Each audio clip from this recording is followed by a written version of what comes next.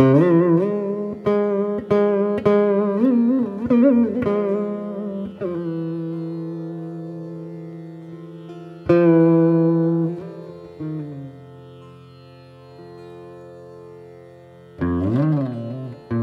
year 1987,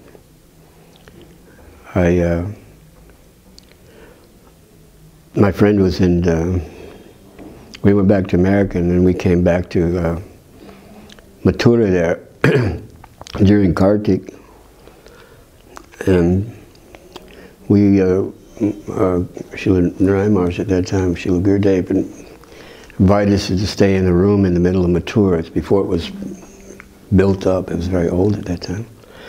But he said, this is the room where your Guru Maharaj, Srila Prabhupada, stayed. So he put us in that room and we stayed there.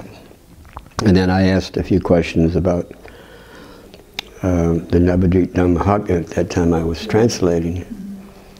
And he answered the questions. And then after that, during Kartik, he actually showed us around, Pranakishore and us. He showed us around. He got his own vehicle, and he took us around to different places in Vrindavan, just Pranakishore and me and Gurudeva was guiding. They're just like three people, you know. So it was really nice to see, you know, different places and him describing the places, you know. It was very nice. So even at that time, 87, Srila Sridhar Maharaj had not left the planet, and I didn't have the, I never saw, he wasn't initiating that time or nothing. But anyway, then in 88, Srila Sridhar Maharaj disappeared. And at that time, again I was put in a position, you know. First Prabhupada disappeared, and then you have Srila Sridhar Maharaj disappear, you know. And Sri Chaitanya Saraswati Math at that time was a very small math. It was not very big, you know. We had left ISKCON and came to Srila Sridhar Maharaj, and it was very, very family-like, you know, very small math. Anyway, so who would I go to? You know, so anyway, when I went back to America, I started collecting with Pranakishore Prabhu. And we were collecting, and we were giving money to help build Rupa Sanatan, you know. So we did that, and then when we came back to India, I came and I met Srila Narayan Maharaj and told him that we were collecting, you know. Actually, in '88.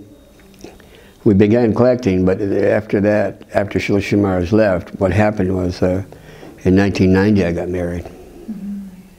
Yeah. So then I came back. When I came back with my wife, Shamala. And we, at that time, because I was trying to get her initiated, and so I had two choices. I had Srila Narayan Maharaj, who I did not know was initiating that time, because it was very funny. We went to, first we came here to Rupa Sanatan, which we were collecting for, and when we went there, this big, tall devotee, black devotee, his name was Jagannath Das at that time. I think he took sannyas later. Anyway, he walked up us and he says, "Oh, you're going to see Narayan Maharaj." I said, "Yes, we're going to see Srila Narayan Maharaj. We're going to Narayan Maharaj. I want to see if my wife wants to get initiated." And he says, "Oh, he's not initiating right now. And when you see him, you don't, you say, when you say Prabhupada, you say Prabhupada Swami. You know, Prabhupada Swami." I said, "Really?" He said, "Yes." He said, "Okay." Anyway, so then when we started to go to Mathura, at that time I had a very small child. Her name was Janava Devi. Janava. She was actually just crawling. So my wife Shamala and I went to see Srila Gurudeva at that time. And when we got to Mathura, Gurudeva was upstairs sitting in a chair, and he was talking about, with some other devotees. They had just finished when we arrived. One was Priya, I think her name is. Her name was previously Karta, and she got it changed by Srila Gurudeva to Priya. So we came up to see Gurudev, and I introduced myself, and he knew about me from, Prankishore, and we were all collecting together. So I said, he asked me who I was initiated by, and he says, I was initiated by Prabhupada Swami. And Srila Gurudeva goes, who? I said, Prabhupada Swami. And he goes, who? Prabhupada Swami? And I thought, uh-oh, this is very funny. And I said, Prabhupada Bhaktivedanta Swami Maharaj. He said, oh, okay. I thought, Prabhupada Swami, Anyway, that was the thing. And then I introduced my wife, Shamala. At that time, she had a different name. Her name was Bhadra. And then what happened, we asked some questions, like I asked, is Janava Devi in our parampara, also. He said, why not Janava Devi? Of course she's in our parampara. And then he saw, at that time, Janava was crawling around. And I said, who is this? Gurudev said, who is this? And I said, oh, Gurudev, that's Janava Devi. It's Janava Devi. From Janava Devi and Janava Devi. So I said, oh, Janava Devi, oh, I will give her everything. So like that. So at that time, Janava was crawling around, and she crawled up and grabbed Gurudev by the feet. It was very funny. So even next year, I was not so excited to host him, because I was like worried about so much work and so many things. But still Gurudev came. Again he came 3-4 days, and then he gave me Gopal Mantra, second year. Gurudev himself said, I want to give you a mantra. I said, okay, and I took the mantra, and I used to chant, and he told me how to chant the mantra with proper mood and proper meditation, and how to meditate upon Radha Govind ji with this mantra. So, and I used to chant this mantra 3 times in a day, and I felt the power of this mantra is so powerful, and I really felt like I am coming closer to God. Every time I chant mantra, I felt the power of mantra. And so I really felt this mantra is very, very powerful, very, very special, that Gurudev has given to me. And all my life became more and more settled, and problems kept, much less problems. And so then the 3rd year he came, then I was very, very excited. I want to host Gurudev for sure. And then he gave me Diksha, full Diksha. And I remember the day he gave me Diksha, when I came out, I really felt like I got the whole world in my hands. It's like such a big, feeling like something really special I got. And then I right away I chanted my mantras, all my mantras. And now I realize, one day Gurudev said that this Hari Naam and Diksha mantra that I have given to you, it's even not easily available for demigods, that he has given to us. So Gurudev is, Gurudev is like such a magnet, and his parental love, like Vatsalya Prem for his disciples, for his sons and daughters, it's so special that even thousands of mothers and fathers cannot give us that love. I have seen, like in my life, he not only takes care of our material problems, but at the same time, spiritually, he is the backbone of our spiritual life. Guru Nishtha is the backbone of bhakti. After that, we went to Badger, which is Srila Gurudev's community. This is a community where he was cultivating devotees for so long, you know, and now most of the brahmacharis that are staying here in India, you know, that are becoming senior as the years go by, they all grew up in Badger, and Gurudev, he took care of them. So, you know, I had been invited to his family, really, you know, to his very intimate associates, and I was invited there. So somehow or other, you know, everything got arranged, and I went there, and I had to go back sooner to Mexico because I had school. And everything was arranged. Like, there was a girl, I met her, and she was, tell me your story, and it turned out that she was also half Mexican. And he said, you know what, I've been doing very good in business, so how much do you need for your ticket? I'll pay for it, don't worry about it. And then I went to Brajana Prabhu, and I told him that I had to go back early. So I remember that, you know, I went into Srila Gurudev's room alone to take initiation. And I wanted to shave my hair, because when we take initiation, we shave our hair as, you know, as a sign of renunciation. And the devotee that was cutting my hair, he cut me. So I went in bleeding into Gurudev's room. And I really, really, really wanted to touch his feet, and because I didn't have a chance before.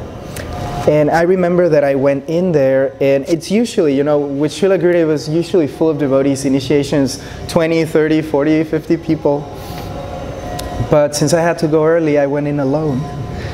And it's one of my favorite memories of Gurudev, because for the space of about half an hour, I got to have a darshan of him.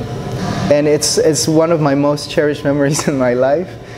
And, you know, as I say, I went in bleeding, and Gurudev just looked at me, you know, and he said, what has happened to you? And I said, Gurudev, well, you know, I wanted to shave, and, you know, because I came to ask for the mercy of initiation. And Gurudev said, but this is not necessary. And I said, but I really wanted to give you that. And Gurudev was really pleased. And then he said, he called his personal, you know, servant, Sripad Bhaktivedanta Madhav Maharaj. And he said, you know, please go get some alcohol and heal him.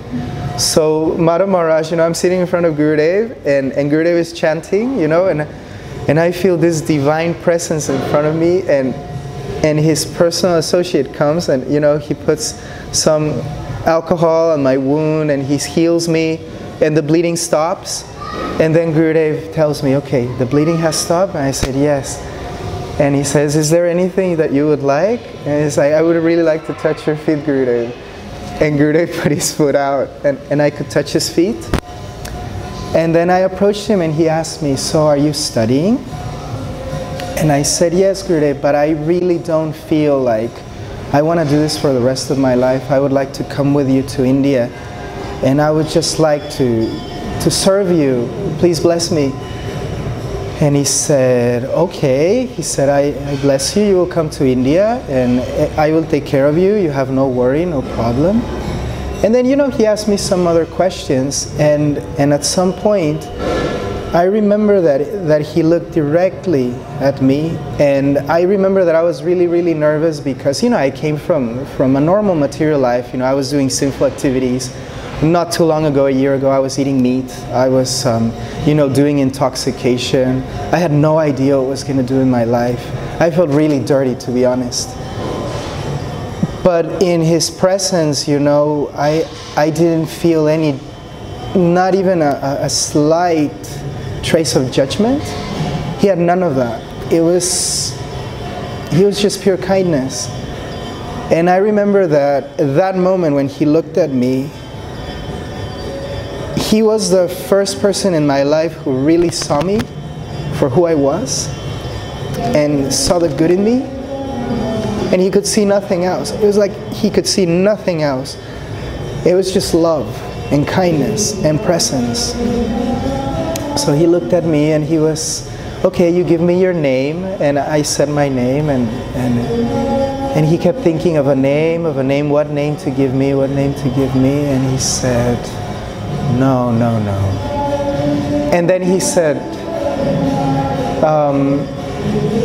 do you have another name? And I said, yes, I do. And I gave him my first family name. And he said, okay. And he said, your name will be Vasanta. And I had no idea what that meant. But then when, you know, when the devotees that went in there with me explained to me what it meant, it just felt right. And it felt like, yeah, you know, that's really who I want to be forever. I love it. When I came to Kartika, Rajamandala Parikrama 2009, I was completely like raw vegetable, completely no brain, no etiquette, nothing. And can you imagine my position when one morning just Rajanatha Prabhu, he announced that like, you know, dear devotees, today something very special happened morning time. Like Shrimati Radhika in Seva Kunj, she came to Pujari and she said, like, please give Mahaprasadam to my dear devotee Shri Narayana Maharaj. So this Pujari came and gave garland and Mahaprasad from Shrimati Radhika from Seva Kunj to Srila Gurudeva. And everyone was like, wow, wow. I'm thinking, yeah, but of course, why not? Shrimati Radhika gave Mahaprasad to Gurudev. Yeah, only after like years I start to understand actually that Shrimati Radhika gave Mahaprasad to Srila Gurudev. How it's special actually. It's not like something usual. And that gives me hope that Srila Gurudev, he is eternal associate of Śrīmati Radhika and Śrī Kṛṣṇa. So, and he eternally present in this world and take care about his disciples and all his followers. I heard from Vaishnavas that only devotees in Madhurya Rasa, like Manjari, only they can preach really, because Shriman Mahaprabhu, he came to Kali Yuga and he tried to distribute Natujvala Rasa to Bhakti Shriyam, this Manjari Bhava. So, but who really can help to distribute this? Only Manjari, isn't it? So, Srila Gurudev, one of these beautiful Manjaris of Śrīmati Radhika, and how much compassion he have. So, it was 2010 when in Russia it was big forest fire in whole European part of Russia. Russia is quite big, so can you imagine half of our country was just in the fire. And I remember when I was on my travel to Moscow to this festival, I saw on TV that people can't go with cows to the forest daytime because like smoke and everything, they go in only night time. And many stuff like this. So it was so difficult to come to this festival. And then news came, like police actually came, and they told, okay guys, now you should quickly take your stuff and just, we kick you out from this place because you can't do festival here. We're like, okay, so some devotees, they stay in the forest nearby river.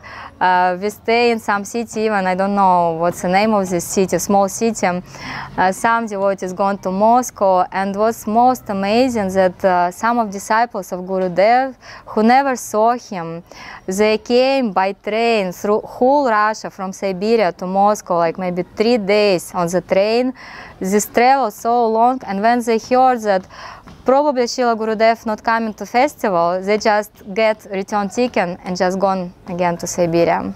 So, but other devotees, they waiting because everything what we have, it's a hope in our life with most pressure, like our faith and hope.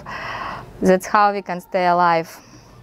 And like all Russian devotees, not only Russian, just pray to Srila Gurudev. And in one day, maybe how many days we waited? Maybe 3 days. And after somebody called and told to us, oh, like Srila Gurudev, he heard that so many devotees, they still waiting him, and he said, I'm coming. And he came. It was just a miracle. And when I turned back and I remember this case, I don't know who is this personality who came to save our lives, but without his compassion, I couldn't meet him in Russia, and I couldn't get diksha. So, and I'm just thinking sometime, if he not come really, even to Russia, so where I would be? I don't know, no guarantee. But it's like this song, if Srila Rupa Goswami not come to this world, if Chaitanya Mahaprabhu not come to this world, what will be here? So same about Srila Gurudev, if he not come to this world, what will be with our lives? I think it will be very empty.